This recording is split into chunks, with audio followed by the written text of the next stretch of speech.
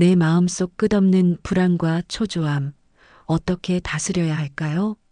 나지막한 풍경 소리와 함께 한 사람, 또 한 사람이 조용히 선방 안으로 들어왔습니다.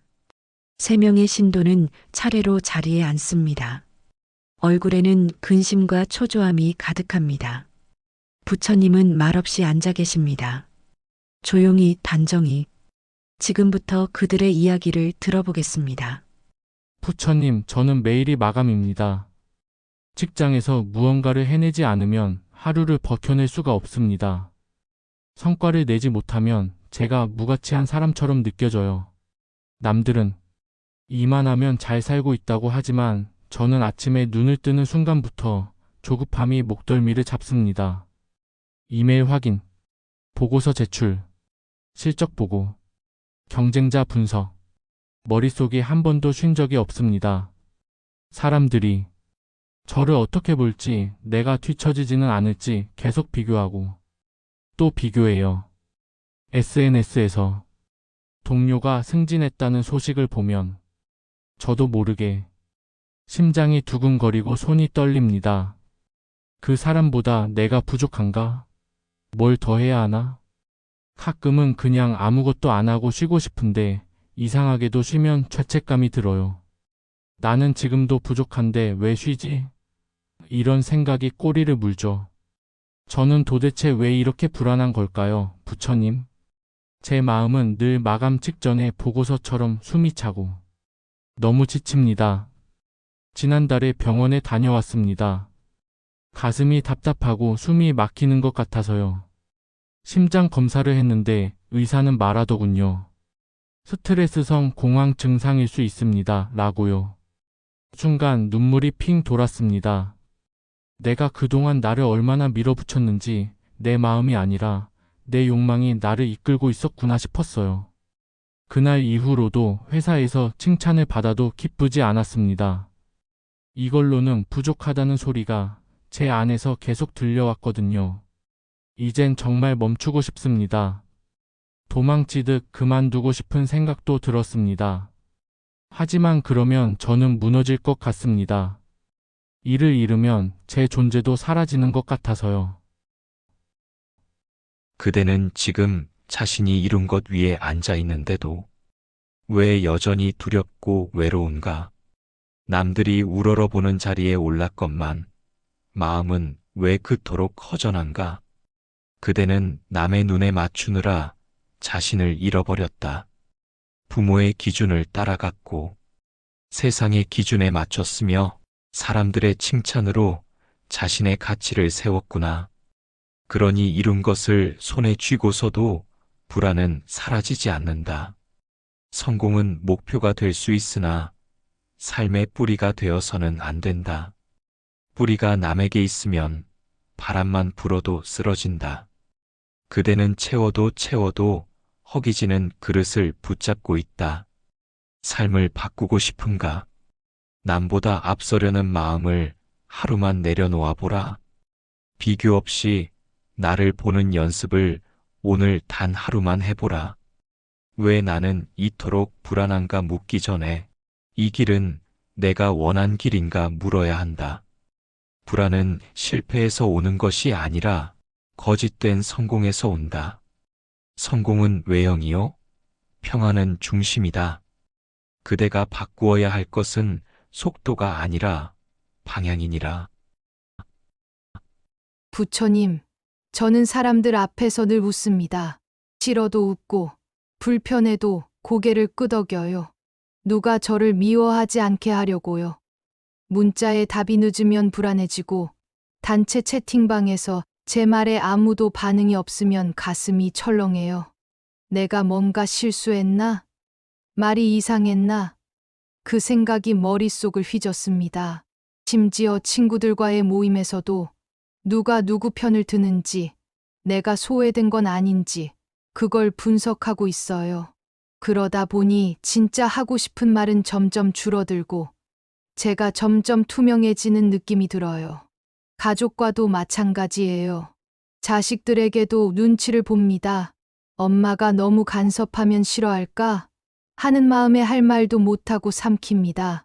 남편에게도 피곤하겠지 싶어 말 안 하고 결국 저는 어디서도 제대로 존재하지 못하는 사람이 되어버린 것 같아요. 부처님, 이렇게 살아야 할까요? 나라는 사람은 왜 이렇게까지 조심조심 살아야 하는 걸까요?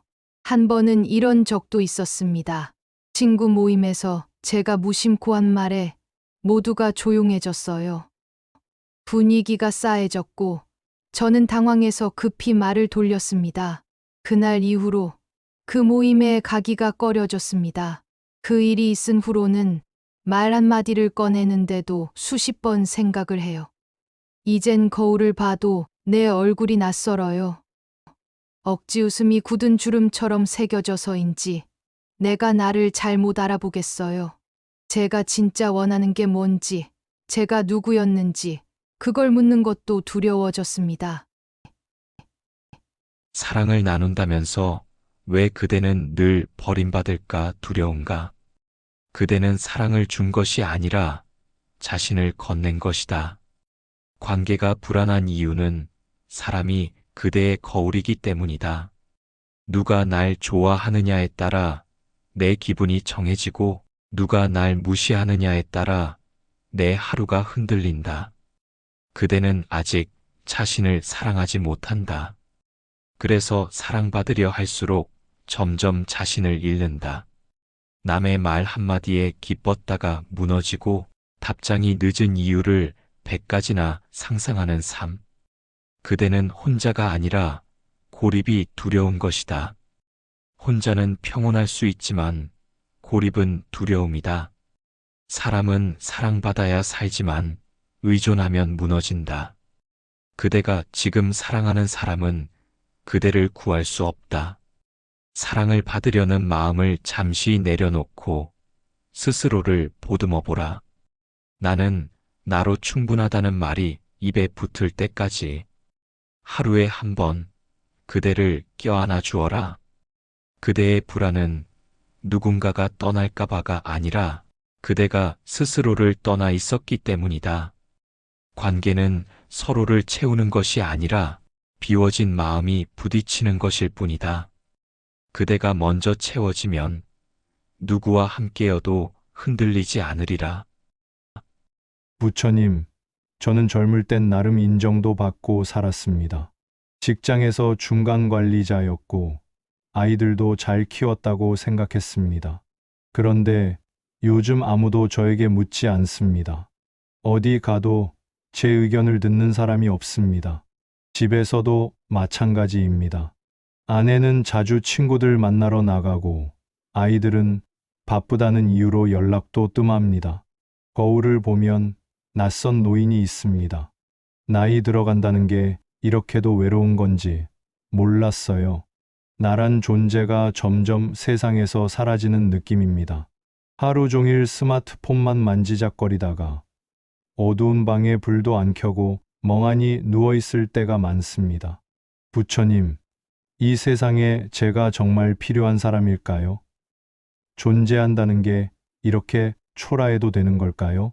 이게 노년이라면 저는 너무 두렵습니다. 얼마 전 동창회에 다녀왔습니다. 오랜만에 본 얼굴들이 반갑기도 했지만 대화 속에서 느껴지는 거리감에 마음이 무너졌습니다. 누군가는 손주 얘기를 했고 누군가는 여전히 사회에서 활발하게 일하고 있다며 자랑했습니다. 저는 그저 듣고만 있었어요. 껄껄 웃고 있었지만 속으론 난 아무 말도 할 게 없구나 싶었습니다. 집에 돌아오는 길에 괜히 짜증을 냈고 아내에게 괜한 말을 던졌습니다. 결국 서로 상처만 남았어요. 노년이 되면 지혜가 생긴다고 했지만 저는 점점 작아지는 기분입니다. 존재가 사라지는 이 느낌, 이건 어디서 오는 걸까요? 그대는 누구에게 존재를 허락받고 싶은가? 아무것도 하지 않아도 존재는 사라지지 않는다. 그대가 지금 느끼는 공허는 무언가를 이루지 못해서가 아니라 있는 그대로의 나를 살아본 적이 없기 때문이다. 사람들은 물으며 살아간다. 나는 괜찮은 사람인가? 내 삶은 의미가 있는가? 그러다 스스로 답을 내린다. 나는 아무것도 아니다. 나는 뒤처진 사람이다. 나는 실패다. 그래서 끊임없이 자격을 증명하려 한다. 더 열심히, 더 잘나게, 더 괜찮은 사람처럼 보여야 한다. 그러나 그대여, 존재는 비교의 바깥에 있다. 값어치를 매길 수 없기에 존재는 위대하다. 그대가 지금 입은 옷, 갖고 있는 지위, 사람들의 평판이 벗겨져도 남는 것이 진짜 그대다. 그대가 무너질까 두려운가? 무너질 것이 없을 때 비로소 진실이 보인다. 가진 것을 잃으면 두렵고 쓸쓸하지만 오히려 그 빈틈에서 그대가 진짜 원하는 삶이 들릴 것이다. 그러니 그대여, 지금 있는 그대로를 견뎌보라. 비어있음은 텅 빈 것이 아니라 새로 채울 수 있는 여백이다. 그대의 존재는 이유로 설명할 수 없기에 더 소중하다. 살아있다는 것, 그것이 이미 증명이다. 여러분, 불안을 없애려 하지 마십시오. 그것을 끌어안는 연습을 하십시오. 여러분은 자신이 만든 불안한 세상 속에 갇혀 있지 않은가요? 우리는 흔히 착각합니다. 조금만 더 잘하면, 조금만 더 사랑받으면, 조금만 더 인정받으면 이 불안이 사라질 거라고. 하지만 사실은 반대입니다. 잘하면 잘할수록 더 잘해야 할까봐 불안해지고, 사랑받으면 사랑받을수록 그 사랑을 잃을까봐 두려워지고, 인정받으면 인정받을수록 다음에도 그러지 못할까봐 초조해집니다. 불안은 성공의 반대편에 있는 게 아닙니다. 성공의 그림자처럼 따라붙는 것입니다. 그럼 어떻게 해야 하느냐고요? 첫째, 불안을 없애려 하지 마십시오. 불안은 문제가 아니라 신호입니다. 내가 나를 벗어나 있다는, 지금의 삶이 내 진심과 어긋나 있다는 내면의 경고음입니다. 둘째, 쉬는 연습을 하십시오. 죄책감 없이 말이죠. 가장 위험한 사람은 쉼 없이 달리는 사람이 아니라 쉴 줄 모르고 쉰다고 죄책감까지 느끼는 사람입니다. 그 죄책감은 누구에게 배운 것입니까? 그 기준은 정말 당신의 것입니까? 셋째, 삶의 중심에 타인이 아니라 자기 자신을 두십시오. 남의 눈치, 부모의 기대, 사회의 기준. 우리는 언제부턴가 내 삶인데 내가 결정하지 못하는 삶을 살아왔습니다. 이제는 묻고 또 물어야 합니다. 지금 내가 하는 이 선택은 내 마음의 소리인가, 아니면 남의 시선인가? 부처님은 말씀하셨습니다. 자신을 놓치고 사는 자는 끝없는 바람 속 등불과 같고, 자신을 붙잡고 사는 자는 흔들려도 꺼지지 않는 불꽃이다. 여러분, 이제는 자신을 놓치지 마십시오. 불안은 없어지지 않습니다. 하지만 불안에 끌려다니는 삶은 당신이 중심을 잡는 순간부터 달라집니다.